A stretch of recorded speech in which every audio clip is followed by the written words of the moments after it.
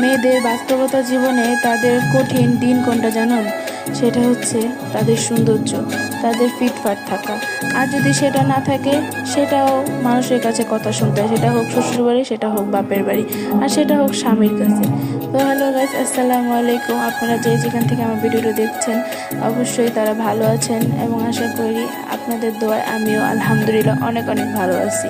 তো আজকে রাতে শোয়ার আগে আমি কি খাই এবং কি করি সেটা আপনাদের সাথে একটু শেয়ার করলাম।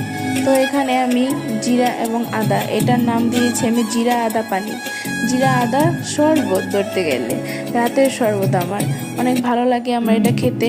তো এই তো এখানে একটু পানি, পরিমাণ মতো পানি দিয়ে নিছি, আমি 2 বেলার জন্য রান্না করে রাখতেছি। তো এখানে আমি রান্না করব, আপনার জিরা দিয়েছি, আদা দিয়েছি, একটু বলক আসার পরে এই তো 4-5 মিনিট ফুটিয়ে নেওয়ার পর থেকে আমি এটাকে খেয়ে ঘুমিয়ে যাব। তারপরে এই